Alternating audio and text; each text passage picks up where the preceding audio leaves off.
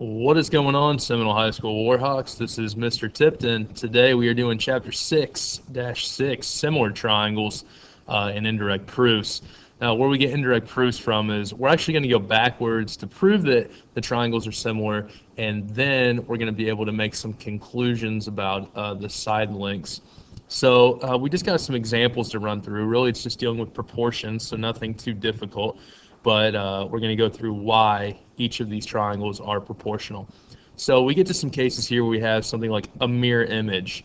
Here we see a triangle on the left, a triangle on the right. They're both right triangles. And then we've got like this hypotenuse coming down here, and we have like a point of reflection here.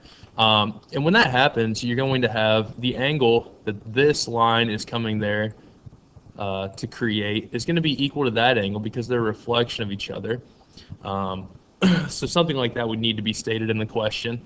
And once you have that reflection, you've created two similar triangles. The reason being because we have two angles that are the same in each one of the triangles. So these two triangles are similar by angle, similarity. Therefore, the sides are proportional because that's what similar figures have. They have sides that are proportional and angles that are the same. So since we know that the angles are the same, we now know that the sides are proportional, not equal. So we want to set up a proportion. I'm going to say x is to 10 as 5 is to 12. Since I said x first and went to 10, then I need to say 5 first again and go to 12. Now you can make an estimate here and say what you think the answer should be close to, because look, x should be less than 5 because 10 is less than 12. So if I get something that's greater than 5, I've done it wrong. Here we go. X times 12 is 12x. 5 times 10 is 50. We should all know how to do that by now. And then we just divide 50 by 12. And we get that x is 4.16, or I could say 4.2, and we see that that does make sense because it is less than 5, and I said before we started the problem that it should be less than 5. Let's go on to the next one. Okay, this is similar to the reflection rule, except imagine that somewhere over here we have the sunshine. The sun is shining on everything below it. Okay, and we have a flagpole here, and we have a person here. Well, if you think about it, the flagpole makes a 90-degree angle with the ground. The person also makes a 90-degree angle with the ground. And since that is true, we see that the sun also is going to hit this flagpole at the same exact angle that it hits this person at. Because, think about it. We have parallel lines here. This would be the rays of the sun, and it's making the same contact. These are called corresponding angles, which we've learned about before. But those angles are going to be congruent to each other. And we see that this creates another situation for angle similarity. So the big triangle there with the flag and the little triangle with the person are going to be similar to each other. So if we know the height of the person, which we do, and we know how long their shadow is, which we also know because you could easily measure that, and we know what the height, we don't know the height of the flag, that's what we're trying to figure out. But we do know that the flag has a 30-foot or a measurement of 30 whatever shadow.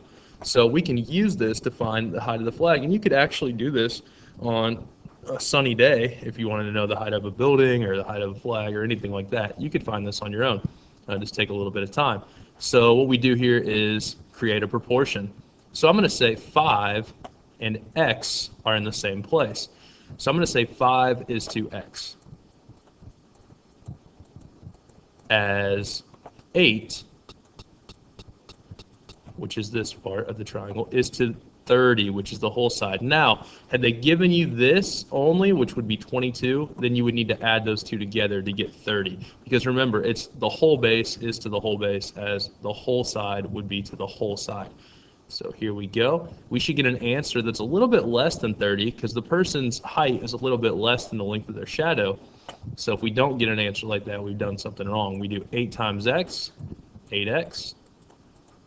We do 5 times 30, 150. And then we divide 150 by 8, which gives us a height of 18.5 9.75.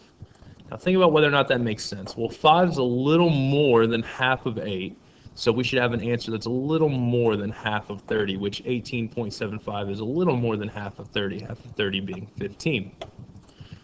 Similar to this, we have a situation where we may have parallel bases. Now notice they're not right angles, but since these bases are parallel lines here, we've talked about this example before, parallel lines, this could be a transversal, which we've kind of done before, if you think about it, remember back, which would mean that this angle and this angle are corresponding angles. They're in the same place on two different parallel lines in a transversal, but also if we extended this over here, we would also see that, hey, these two angles are also corresponding, and of course they share this top angle. So again, we have angle-angle similarity, which allows us to set up a proportion because these triangles are similar.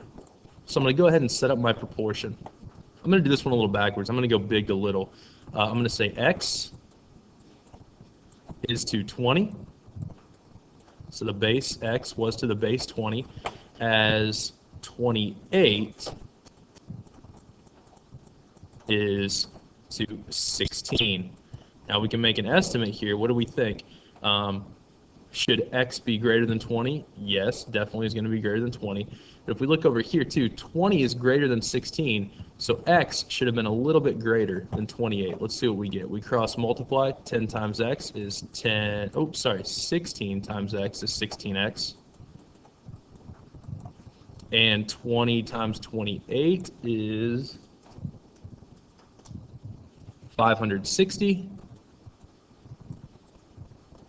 Having a little trouble with the sixes. And then we don't want to divide by 16 to get our answer. And I get that x is 35. And that makes sense because this should have been a little bit longer than this side because 20 was a little longer than 16. And we get to our last example where we're going to have to use some vertical angle knowledge here. So notice that we already have two right angles in these triangles. We have a right angle here and we have a right angle here. Right now it doesn't appear that we're going to be able to tell whether or not these triangles are similar. But if we think back to what we learned at the beginning of the year, these two angles are always going to be congruent because they're called vertical angles. They're across from each other. Vertical angles are always congruent. So again, we have angle similarity, two angles in the different triangles that are congruent. Be careful when you set up your proportion here because sometimes these can get tricky. They may give you a measurement here and you may set it 22 equal to that, but think about which sides really correspond. 9 and 4 are going to correspond, 22 and x are going to correspond. So let's go ahead and set up our proportion. I'm going to say x is to 22 as 4 is to 9. Now some of you have been setting up proportions differently and that's okay. I could have said x is to 4 as 9 is to 22. I could have said 4 is to x as 9 is to 22. There's a lot of different ways you can set it up.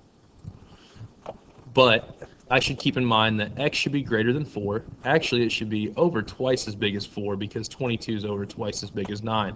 Let's see if we get that answer. So I do 9 times x, I get 9x. And I do 4 times 22, and I get 88. And then I just divide 88 by 9, which should be close to 9.